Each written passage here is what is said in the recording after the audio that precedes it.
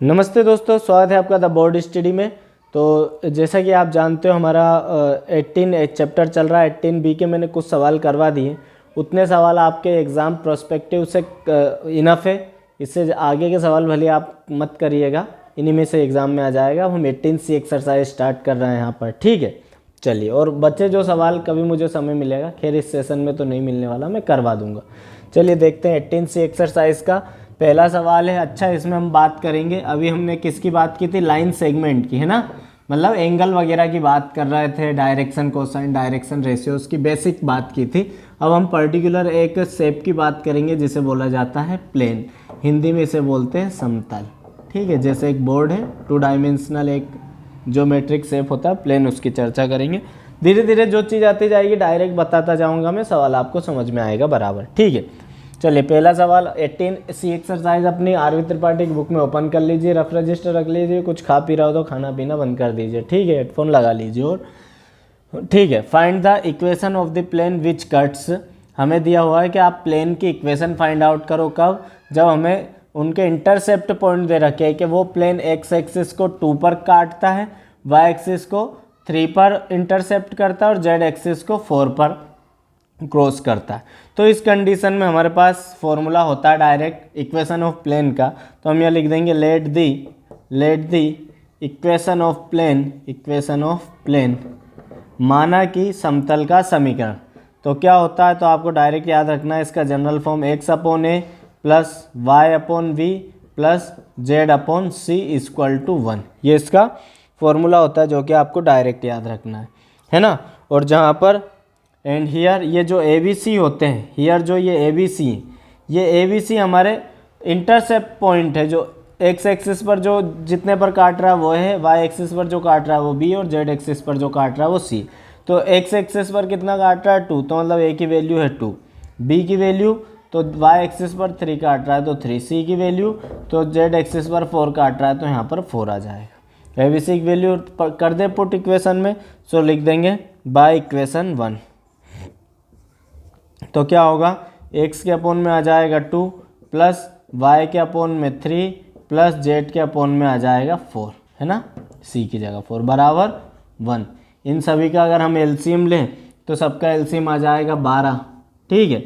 2 से 12 में डिवाइड दूंगा तो ऊपर आ जाएगा 6x, आता है ना एलसीएम लेना भाई। 2 का 12 में डिवाइड दिया आया 6 का गुणा x में करवा दिया, प्लस 3 का डिवाइड करवाएंगे 12 में आएगा 4, तो 4 का ऊपर मल्टीप्लाई। इसी तरह 4 का डिवाइड करवाएंगे 12 में तो आएगा 3, तो जेड में आ जाएगा 3z, और बराबर में क्या चल रहा है 1 चल ही रहा है फॉर्मूले के अकॉर्डिंग। 12 को उधर पहुंचा दो तो आपका फाइनल फॉर्मूला आ जाएगा 6x plus 4y plus 3z equal to 12। ये आपके उस इक्वेशन आ गई किसकी, उस प्लेन की, है ना, यही आपका आंसर है। ले लीजिए screenshot. This is the required equation to the plane, लिख देना नीचे line, this is the required equation of the plane, ठीक है। चलिए अगला सवाल करते हैं, आप स्क्रीनशॉट ले लीजिए, ठीक। हाँ, ज़्यादा से ज़्यादा शेयर कर दिया कीजिए बच्चों, व्यूज़ बहुत कम आते हैं तो थोड़ा सा दुख होता है, बाकी कुछ नहीं, संघर्ष का ही नाम जिंदगी। चलिए अगला सवाल भी थोड़ा सा अलग है। Find the equation to the plane which makes equal intercept on the axis. हमसे क्या बोल रहा है भाई क्वेश्चन नंबर 2 में, क्या आपको फाइंड तो वही करना है, क्या फाइंड करना है आपको इक्वेशन ऑफ प्लेन। कंडीशन यहाँ दे रखी है कि वो इक्वल इंटरसेप्ट कर रहा है सभी एक्सिस के साथ, equal intercepts with each axis, मतलब सभी के साथ इक्वल। अब वो इक्वल कितना है तो हमें पता नहीं, है ना। और साथ में बोल रहा है and pass through the point, और ये जो प्लेन है एक पॉइंट से पास होता है, and pass through the point, और पॉइंट के कोऑर्डिनेट्स क्या हैं 1 2 3। यहाँ पर हम सॉल्व करेंगे तो लिख देते हैं सबसे पहले तो हम इक्वेशन ही मान लेते हैं, है ना, equation to the plane which makes equal intercept, ठीक है। तो हम मान लेते हैं let the equation of the plane, let equation of the plane. तो इक्वेशन ऑफ प्लेन क्या होती है, वही अभी लिखी थी, x upon a plus y upon b plus z upon c equal to 1, है ना। इसे नाम दे दिया इक्वेशन 1। अब लिख देंगे if equal intercept, if equal, हाँ, या फिर ऐसा लिखेंगे अकॉर्डिंग टू कंडीशन, डायरेक्ट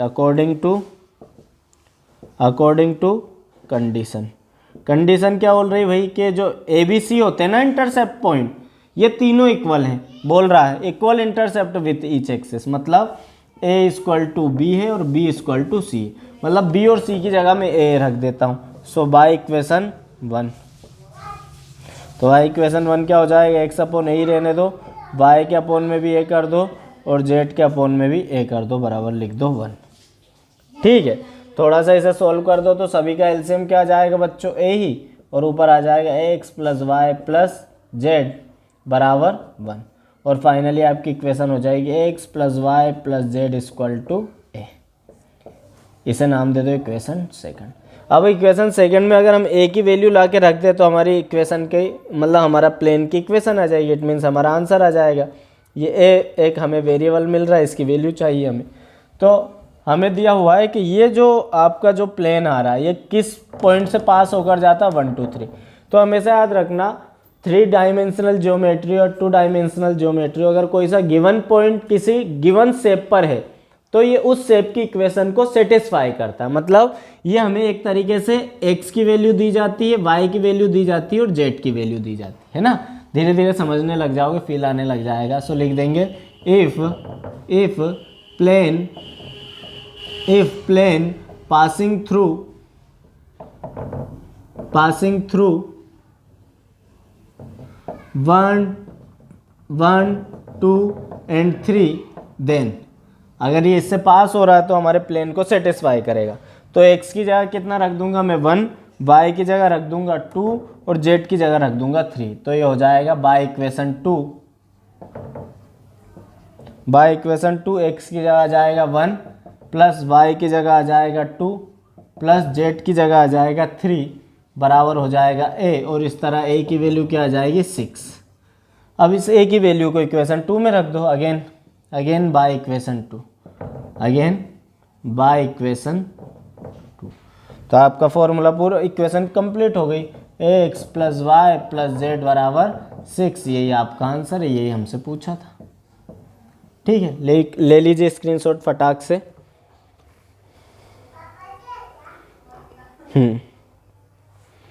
चलिए ले लिया स्क्रीनशॉट, दिख तो सब क्लियर रहा है ना।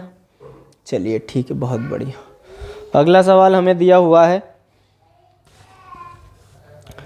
Reduce the equation of the plane to the normal form, है ना। एक नई चीज सीखने को मिलेगी हमें थर्ड वाले में कि नॉर्मल फॉर्म में कैसे हम डिवाइड करते हैं किसी भी चीज को। क्वेश्चन नंबर 3 हमें अब डायरेक्ट सॉल्व बता रहा हूं मैं, solution. So given that plane, एक प्लेन गिवन है हमें, क्या है, equation 12x plus 9y plus 8z equal to 34 given है। ठीक है, इक्वेशन नंबर 1 नाम दे दो इसे, है ना। ये हमें बोल रहा है कि नॉर्मल फॉर्म में इसे आप किस में चेंज करो, नॉर्मल फॉर्म में, then normal form, change into normal form, ऐसा लिख दो, change into normal form.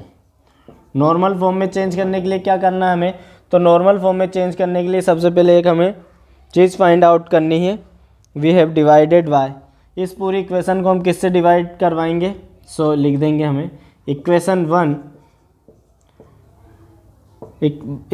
1 we have divided by, ये इसकी मेथड ही होती है डिवाइडेड वाई। किससे डिवाइड करवाएंगे, तो अंडर रूट में जो x का कोफिशिएंट है उसका स्क्वायर कर दो, 12 का स्क्वायर, प्लस जो y का कोफिशिएंट है उसका स्क्वायर कर दो, जोड़ दो, प्लस करके फिर z का कोफिशिएंट का स्क्वायर कर दो। कितना आ जाएगा ये, सो अंडर रूट में 12 का 144, 9 का 81 और 8 का 64। कितना हो रहा है जोड़ने पर, जोड़ दो इन्हें, 4 1 5 और 4 9, ठीक है। 4 8 12, 12 6 18, 8 1 और 1 2, तो ये हो गया 289। 289 किसका स्क्वायर रूट होता है, बिल्कुल 17 का स्क्वायर रूट होता है। तो इस 17 से हम क्या करेंगे, इस इक्वेशन को डिवाइड करवा देंगे।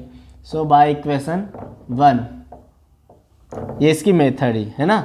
तो 12x के अपॉन में 17 प्लस 9y के अपॉन में 17 प्लस 8z के अपॉन में, ये z है, 8z के अपॉन में 17 बराबर में 34 है। सो 34 के अपॉन में 17, तो ये तो ऐसे ही रहेगा 12x upon 17 plus 9y upon 17 plus 8z upon 17, ये z है, मैं इसे 7 और 17 दूना 34, इधर वाला कैंसिल हो गया। ये आपका नॉर्मल फॉर्म आ गया। और इसमें एक चीज़ हमें ये और ध्यान रखनी, ये तो नॉर्मल फॉर्म आ गया। नॉर्मल फॉर्म में बराबर में जो कांस्टेंट वैल्यू आएगी, ये इस प्लेन की परपेंडिकुलर डिस्टेंस होगी, कहाँ से, ओरिजिन से। सो इसे हम लिख सकते हैं, this is the perpendicular distance from the origin, distance from the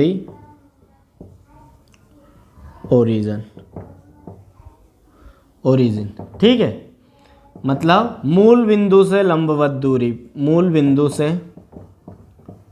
बिंदु से समतल की लंबवत दूरी, क्योंकि एक जगह हमसे पूछा जाएगा समतल की लंबवत दूरी।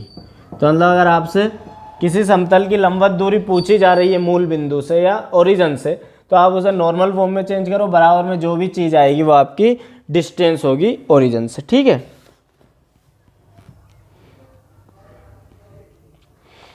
ले लीजिए स्क्रीनशॉट, इतने अगला मैं पढ़ लेता हूँ। Find the intercept made on the coordinates axis by the plane and also the direction cosine of the normal to the plane. अब हमें प्लेन दे दिया गया है और जो इंटरसेप्ट पॉइंट है एक्स वाई जेड के साथ के, मतलब ए बी सी हमें फाइंड आउट करने हैं ना। चलिए ठीक करते हैं फोर्थ वाला।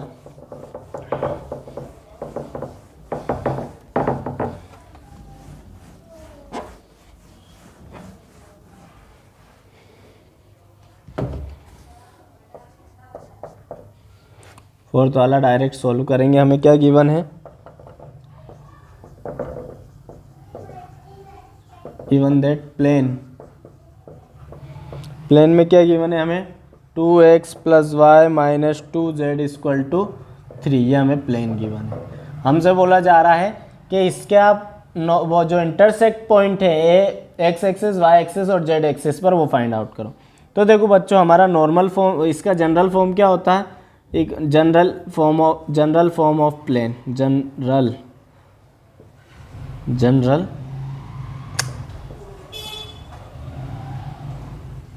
हाँ जैसा भी लिखा है, जनरल फॉर्म ऑफ, मतलब जनरल इक्वेशन क्या होती है, x/a + y/b + z/c = 1 होता है। मतलब कुल मिला के हमें कि भाई x y z के साथ कुछ भी हो, बराबर में 1 आना चाहिए, तो हम बराबर में 1 लाएंगे इस इक्वेशन में। अब यहाँ 1 लाने के लिए क्या मैं तिकड़म भिड़ा सकता हूँ, 3 का डिवाइड दे दूँ तो लिख देंगे। इसे देखकर समझा मैंने कि बराबर में 1 लाना है, तो लिख देंगे equation 1 is divided by 3 in both side, तो क्या हो जाएगा, 2x के अपॉन में भी 3 प्लस y के अपॉन में भी 3 माइनस 2z के अपॉन में भी 3 और बराबर में 3/3, ठीक है। अब देखो, अब यहाँ पर आप इस जनरल फॉर्म को देखो तो यहाँ x y और z ऊपर है और इनके कोफिशिएंट सबके 1 1 है, ये ऊपर की तरफ तो न्यूमरेटर में, तो हमें न्यूमरेटर में भी 1 1 1 लाना है और सभी के बीच में प्लस है, तो यहाँ भी हमें प्लस प्लस लाना है, ठीक है। तो देखो इस 2 को मैं बटे में पहुँचाऊँगा तो बटे में नहीं जाएगा, बटे के बटे में जाएगा, तभी आपकी इक्वेशन बैलेंस होगी। कैसे, x/, इसे लिख सकता हूँ मैं 3/2, ये 2 वापस पलट के ऊपर आ सकता है, ये प्लस का y के साथ कुछ लफड़ा ही नहीं है तो इसे रहने दो। अब यहाँ ये माइनस है तो इसे तो मैं प्लस करूँगा, इस माइनस को क्या करूँगा, तो 2 को तो नीचे ले जाना ही है, तो -2 को नीचे ले जाता हूँ, तो प्लस यहाँ जाएगा z और ये हो जाएगा -3/2। अब प्लस भी आ गया हमारे पास और बराबर में 3 से 3 कटा 1 आ गया। बन गई जनरल इक्वेशन हमारी। ऊपर एक्स वाई जेड आ गए जिनके कोफिशिएंट 1 1 1 है, देखो बराबर में 1 आ गया, बीच में प्लस प्लस का साइन आ गया दोनों जगह, यहाँ देखो। अब जो बटे में ये आए हैं, तो अगर आप इस इक्वेशन हाँ मतलब जो हमारी इस इक्वेशन से कंपैरिजन करो तो ये ए की वैल्यू, बी की वैल्यू, सी की, जो कि हमारे इंटरसेप्ट पॉइंट है, तो हम लिख देंगे हियर इंटरसेप्ट्स विद एक्सेस क्या हो जाएगा, ए की वैल्यू तो हो जाएगी आपकी 3/2, बी की वैल्यू क्या हो जाएगी आपकी 3 ओनली, बटे वाली चीज़ लिखनी 1/3 मत लिखना, 3 है ना जो बटे में, और सी की वैल्यू क्या हो जाएगी -3/2, है ना। अब हमसे एक और चीज़ इसमें क्या पूछी गई थी, intercept made on the coordinate axis by the plane, this is find also the direction cosine of the normal to the plane।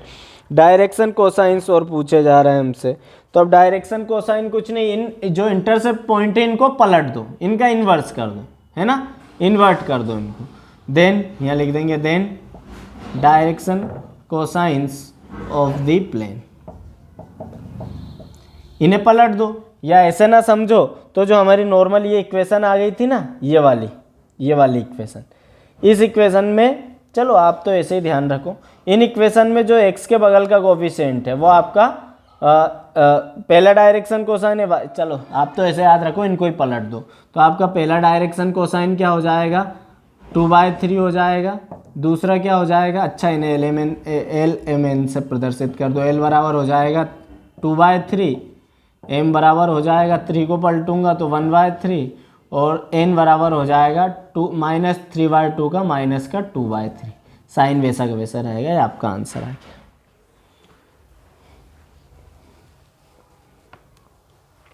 ले लीजिए screenshot. Find the equation of the plane which cuts of intercept from the coordinate axis, reduce it to normal form and find the perpendicular distance of the plane from origin. देखो जो हमने पूछा था वही यहाँ पर आ गया है ना। चलिए करते हैं इस सवाल को, ले लो स्क्रीनशॉट, ले लो, करके देख लो एक बार।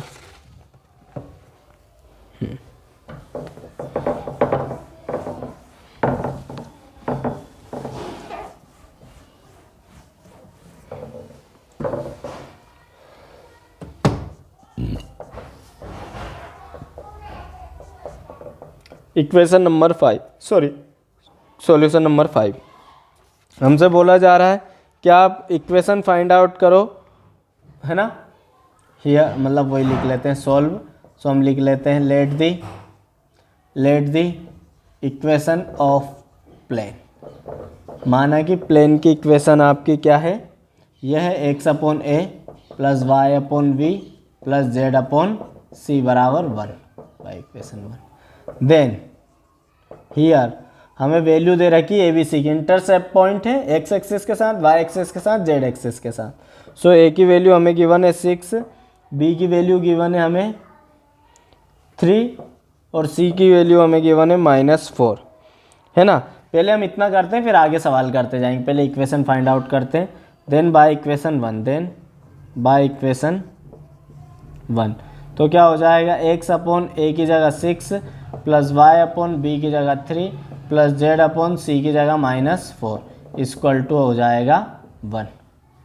ठीक है, इन सभी yes x/6 plus y/3 plus minus z/4 equal to 1, सभी का एलसीएम कितना आ जाएगा बच्चों, सो एलसीएम आ जाएगा इनका 12। ठीक है, तो ये हो जाएगा 2x, आता है ना 6 का 12 में भाग लगाऊंगा, 6 दूनी 12, 2 आया 2 का इधर गुणा, 3 का 12 में लगाऊंगा 4 ते 12 तो 4y हो गया, 4 का 12 में लगाऊंगा 3 चौको 12 मतलब -3z हो गया, बराबर में कितना आ गया 1। इस 12 को बराबर के इधर पहुंचा दो तो आपकी फाइनल इक्वेशन आ जाएगी 2x plus 4y minus 3z equal to 12 में 1 का गुणा कराएंगे तो 12, पहला आपका आंसर, ये आपके इक्वेशन ऑफ द प्लेन आ गया। अब दूसरी बात पूछ रहा है कि इसे आप नॉर्मल फॉर्म में चेंज करो, so normal form normal form में चेंज करने के लिए डिवाइड करना पड़ेगा, अभी किया था हमने पिछले सवाल में। सो डिवाइडिंग बाय किससे? सो अंडर रूट में x का कोफिशिएंट 2 है, सो 2 का स्क्वायर, प्लस y का कोफिशिएंट 4 है तो 4 का स्क्वायर, प्लस z का कोफिशिएंट -3 है, सो -3 का स्क्वायर। क्या हो जाएगा? अंडर रूट 2 का स्क्वायर 4, 4 का स्क्वायर 16, -3 का स्क्वायर, माइनस माइनस प्लस, और 3 तिया 9 हो गया। तो अंडर रूट में आ जाएगा 16 4 20 9, अंडर रूट 29। अंडर रूट 29 का डिवाइड लगा दो इस इक्वेशन में। सो बाय इक्वेशन सेकंड क्या हो जाएगा? 2x upon under root 29 plus 4y upon under root 29 है ना, और -3z अपॉन अंडर रूट 29 बराबर में 12 अपॉन अंडर रूट 29। ये आपका नॉर्मल फॉर्म आ चुका है। कैंसिल होता हो तो कैंसिल कर दो, नहीं होता है तो मत करो, ठीक है। थोड़ी सी लाइट चली गई है तो अपन 1 मिनट, है ना, चलिए कोई दिक्कत नहीं, इतना तो दिख रहा है ना, चलता है इतना उतना। हाँ, तो आपका नॉर्मल फॉर्म में आ गया, ये आपका नॉर्मल फॉर्म। अब हमसे पूछा जा रहा है कि perpendicular distance of the plane from the origin. वही वाली बात जो हमने आपसे पहले कही थी कि भाई अगर नॉर्मल फॉर्म में जो ये पीछे आएगी तो आपकी परपेंडिकुलर डिस्टेंस ही होगी। लिख देंगे and perpendicular distance of the plane from the origin, ठीक है। क्या हो जाएगी ये? 12 अपॉन अंडर रूट 29। ये आपका फाइनल आंसर। 3 चीज़ें पूछी थी हमसे, ले लीजिए screenshot. Find the equation of the plane if the length of the normal drawn to it from the origin is 5 and this normal has the direction ratios 2 3 6. Let the equation of the plane in normal form be. Direction cosine given direction ratios of the normal are 2 3 6 and p की value given है हमें 5।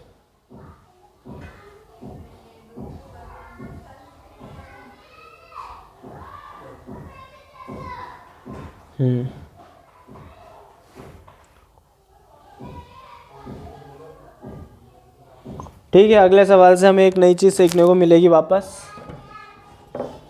6 number का सवाल है, बढ़िया सवाल है।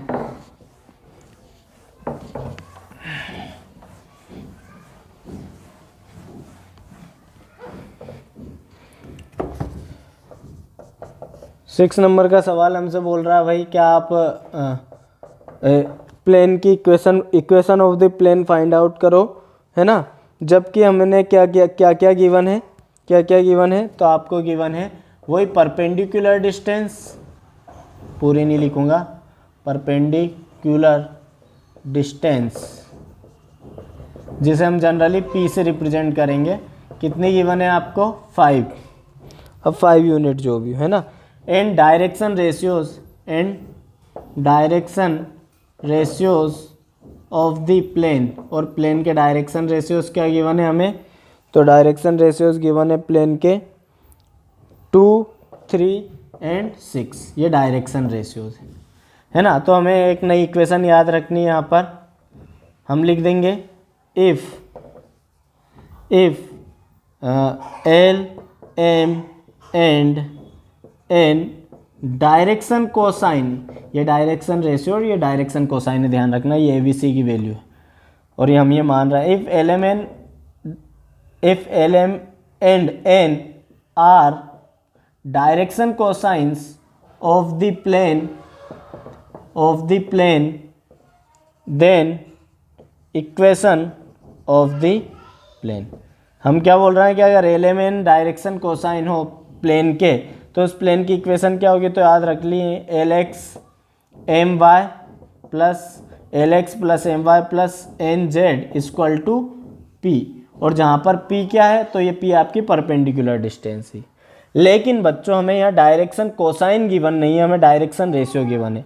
तो अगर डायरेक्शन रेशियो गिवन है तो हम डायरेक्शन कोसाइन निकाल सकते हैं, फॉर्मूला है हमारे पास। देन डायरेक्शन कोसाइंस, एल की वैल्यू क्या होती है तो आप जानते हो, एल बराबर होता है a upon under root a square plus b square plus c square. ये ए बी सी की वैल्यू गिवन है ही सही, हमें रख दो यहाँ पर वैल्यू। क्या हो जाएगा, ए की जगह आ जाएगा 2 अंडर रूट में 2 का स्क्वायर प्लस 3 का स्क्वायर प्लस 6 का स्क्वायर। ठीक है, तो इसे सॉल्व करोगे तो क्या हो जाएगा, 2 अपॉन अंडर रूट 2 का स्क्वायर 4, 3 का स्क्वायर 9, 6 का स्क्वायर 36। तो हो जाएगा आपका 2 अपॉन 4, 36, 40, 9, 49, और 49 को रूट से बाहर निकालूंगा तो 2/7 आ जाएगा। इसी तरह अगर यहाँ पर m की वैल्यू निकालेंगे तो b अपॉन और ये सारी चीज़ a square plus b square plus c square. तो b की वैल्यू क्या गिवन है 3, और ये अंडर रूट वाले को अभी हमने सॉल्व किया 7 आ रहा है ना। उसी तरह आप n की वैल्यू निकालोगे तो n बराबर क्या हो जाएगा, c upon under root a square plus b square plus c square. तो c की वैल्यू क्या गिवन है बच्चों 6, और ये अंडर रूट वाली वैल्यू तो 7 आ ही रही है। तो इस तरह हमने l की वैल्यू आ गई है 2/7, m की वैल्यू आ गई 3/7, और n की वैल्यू आ गई है 6/7। अब क्या है, अब कुछ नहीं बचा सवाल में, वैल्यू पुट कर देते हैं। ठीक है, इसे नाम दे दिया equation number 1। Then y equation 1। देखो l की वैल्यू क्या गिवन है, हम लिख लेता हूँ मैं, lx plus my plus nz equal to p। l की वैल्यू क्या गिवन है बच्चों, 2/7 आई है, x को x ही रहने दो, प्लस m की वैल्यू क्या है 3/7, फिर y को y ही रहने दो, n की वैल्यू क्या है 6/7, और ये z ही रहने दो। p क्या था हमारे पास 5 गिवन है हमें, ये 5 हो गया। सबका एलसीएम क्या आ जाएगा 7, तो इधर आ जाएगा 2x plus 3y plus 6z बराबर 5। 7 का उधर गुणा कर दो तो 2x plus 3y plus 6z equal to 7 पंजे 35 हो गया। ये आपका आंसर है। ठीक है,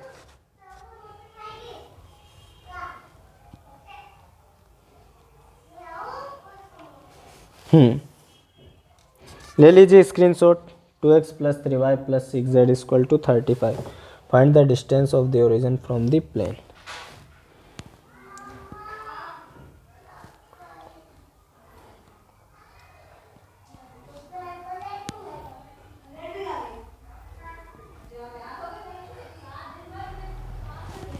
चलिए 7वां सवाल करेंगे अगला।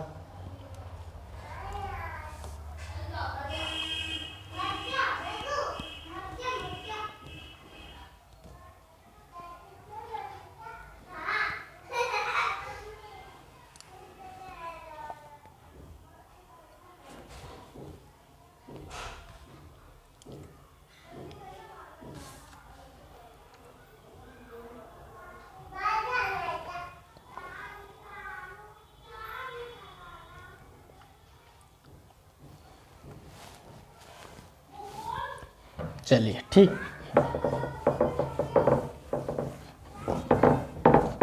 हम अगले सवाल से देखो, दो तरीके से हम ओरिजिन से परपेंडिकुलर डिस्टेंस निकाल सकते हैं। अभी हमने जैसे एक नॉर्मल फॉर्म से देखी थी ना, एक और तरीका है डायरेक्ट फॉर्मूले से, तो वो भी मैं बता देता हूँ क्योंकि उसके सवाल भी दिए हुए हैं आपको। इसमें 7 नंबर का सवाल हमसे पूछा जा रहा है बच्चों, find the distance of the origin from the plane, है ना। हमें क्या गिवन है यहाँ पर, तो गिवन प्लेन क्या है हमारे पास, plane 6x minus 3y plus 2z minus 14 equal to 0 हमें गिवन है ना।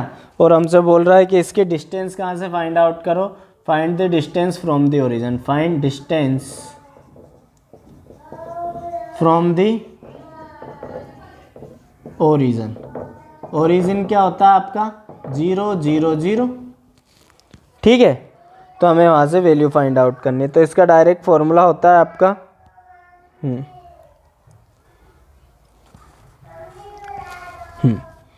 क्या फॉर्मूला होता है, तो इसका फॉर्मूला होता है आपका ये आपके होते हैं LMN, ठीक है, ये होता है आपका P नहीं।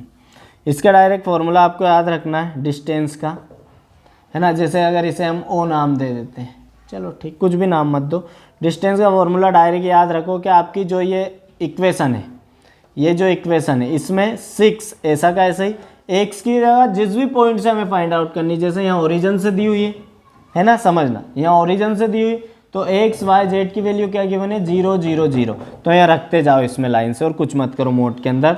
6 एक्स की जगह 0 -3 इंटू वाई की जगह 0 +2 इंटू जेड की जगह भी 0 माइनस का 14, इस 0 वाले को नहीं लिखना, मोड बंद।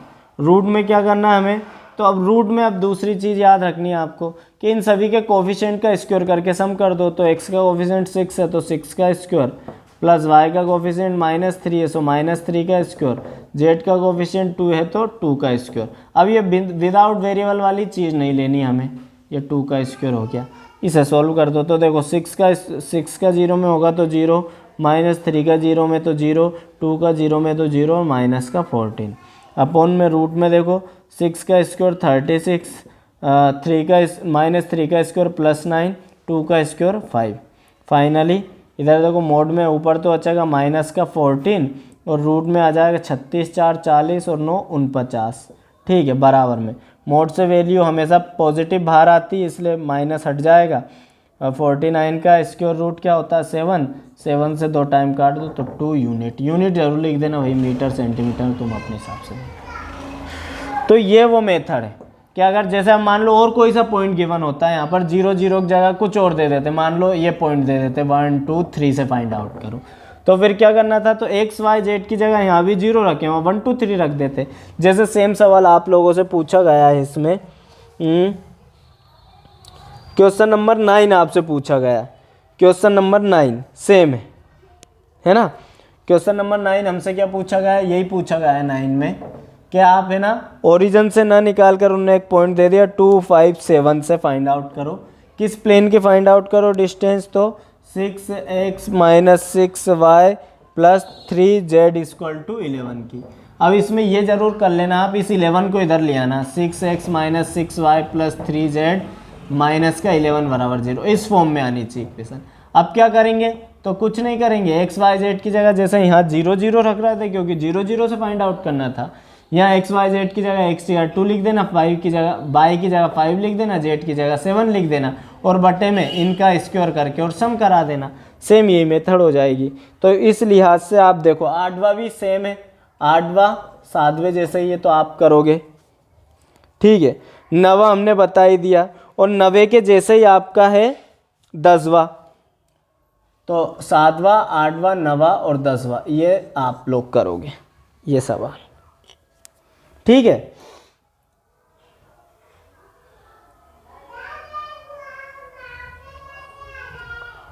है ना। 12वां 11वां में करवा देता हूँ, 12वां जैसा ही है।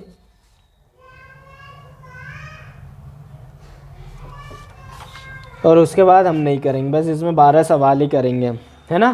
तो 11वां मैं बता देता हूँ, 12वां आप लोग करोगे। स्क्रीनशॉट ले लो अच्छे से, तो आपकी ये वाली एक्सरसाइज भी आज खत्म कर देते हैं अपन इसी के साथ, इससे ज़्यादा सवाल नहीं करने इसमें से।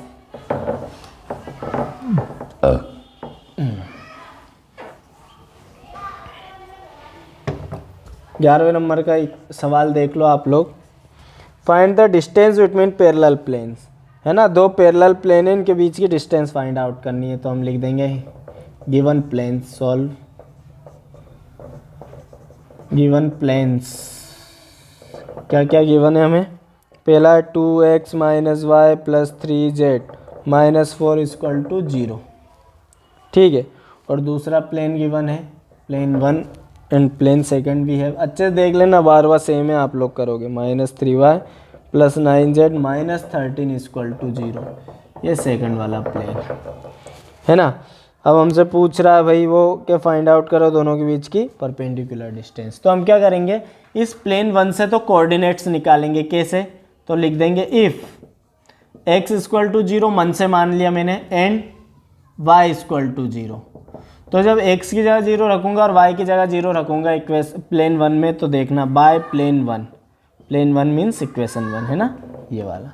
तो x की जगह 0 रखूँगा तो 2 इंटू 0 माइनस वाई की जगह 0 प्लस 3z और माइनस का 4 इक्वल टू 0। तो ये भी 0, ये 0 है, केवल क्या हो जाएगा 3z minus 4 equal to 0। So 3z बराबर 4 उधर जाएगा प्लस का, तो z बराबर हो जाएगा 4y3 है ना। तो इस प्रकार हमने कोऑर्डिनेट निकाल लिए पहले प्लेन के। देन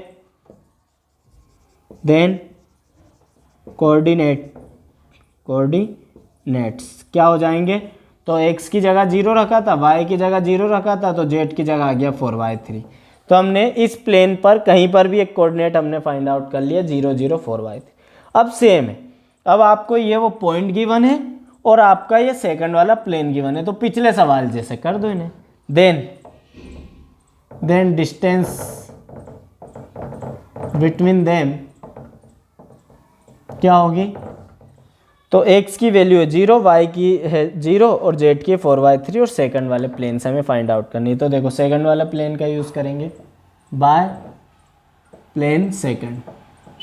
पहले जैसे ही सवाल बन गया पूरा, कोई दिक्कत नहीं। तो देखो 6 इंटू एक्स की जगह 0, फिर -3 और x की जगह अगेन y की जगह भी 0, फिर प्लस 9, सेकंड वाला प्लेन देखो 9 और z की जगह 4y3 और ये माइनस का 13। ये जरूर याद रखना कि आपके जो बराबर में 0 आए सारी चीज़ इधर उठा लाओ, तो माइनस का 13 मोड बंद रूट में। तो इस प्लेन सेकंड के कोफिशिएंट का स्क्वायर करके सम कर दो। जैसे x का क्या है 6, तो 6 का स्क्वायर, प्लस y का क्या है -3, सो -3 का स्क्वायर, प्लस z का क्या है 9, सो 9 का स्क्वायर। अब क्या बचा, हो गया सवाल सोल्व। नीचे हमें ये लेनी नहीं बिना वेरिएबल वाली चीज़। तो देखो ऊपर ये भी 0 की वजह से ये भी 0, ये 3 से 3 टाइम और ये हो गया 4 तिया 12 और माइनस के 13 बटे अंडर रूट में 6 का स्क्वायर 36 -3 का स्क्वायर प्लस का 9, 9 का स्क्वायर 81 मोड है 12 में से 13 गया तो माइनस का 1 अपोन में देखो इन्हें जोड़ दो तो 9 6 15 और 1 16 6 हासिल 1 1 3 4 8 4 12 126 रूट के अंदर। ठीक है, तो आप इसे कैसे लिख सकते हो, तो मोड से जब बाहर आएगी तो नेगेटिव पॉजिटिव हो जाएगा, तो 1 अपॉन अंडर रूट 6 को ऐसे लिख सकता हूँ कि मैं 13 इंटू 9 13 नमा की 126 नहीं 14 नमा की 126 होता है ना, 14 नमा की 126। तो देखो 1 अपॉन 9 को रूट से बाहर निकाल सकता हूँ 3 के रूप में और अंडर रूट 14 बच जाएगा। यह आपका आंसर है। पीछे यूनिट जरूर लिख देना क्योंकि ये डिस्टेंस है। तो 1/3 अंडर रूट 14। और सेम सवाल आपका है, सेम इसी मेथड से करना 12 वाला। तो 12 वाला आपके लिए होमवर्क है और बस इतना ही करना है इस एक्सरसाइज में, आपका इन्हीं में से एग्ज़ाम में देखने को मिल जाएगा सवाल। ठीक है, सो आई होप आपको वीडियो अच्छी लगी होगी। लाइट जाने की वजह से थोड़ी सी परेशानी आ सकती है आप लोगों को, बट अब यही ठीक है। तो जैसा भी आपका एक्सपीरियंस रखा है प्लीज़ डू कमेंट्स और मैं गॉड ब्लेस यू। भारत माता की जय, वंदे मातरम।